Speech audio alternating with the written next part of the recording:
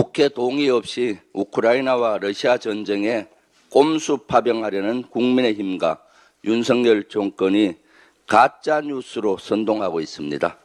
특히 한기호 국민의힘 의원은 최근 한 토론회에서 저를 지목하며 소령 때 아프가니스탄을, 중령 때는 이라크를 다녀왔다고 주장했습니다. 명백한 거짓말이고 가짜 뉴스입니다. 바로잡습니다. 저는 군 복무 시절이나 평생 아프가니스탄이나 이라크를 한 번도 간 적이 없습니다. 관련 동영상 보시고 이야기 이어가겠습니다. 파병은 헌법에 위배되는 것이다. 국회 동의하지 않으면. 근데 본인도 소령 때 아프가니스탄에 갔다 오고 중령 때는 이라크에 갔다 왔어요. 그때 다 그냥 갔습니다. 그리고 지금은 안 된다는 거예요. 그러니까 완전히 내로남불이죠. 지금 민주당이 보이는 형태가 국민들이 의심을 한다. 노동당 이중대라고 의심을 한다. 네, 앞서 한기호 의원은 우크라이나를 이용해서 북한군을 포격하고 그 피해를 심리전으로 써먹자며 전쟁을 사주했습니다. 신북풍몰이가 실패할 것 같으니까 이제는 가짜 뉴스로 선동하고 있습니다. 거짓 주장을 근거로 내로남불이라고 말합니다. 거짓 주장을 근거로 민주당이 북한 노동당 이중대라고 합니다. 또 빨갱이 타령입니까? 지겹지도 않습니까? 파병 반대하면은 빨갱입니까? 최근 여론조사 꽃에 따르면은 국민의 83.7%가 파병을 반대하고 있습니다. 절대 다수의 국민을 북한 노동당 소속이자 빨갱이로 치부하는 겁니까? 다시 말씀드립니다.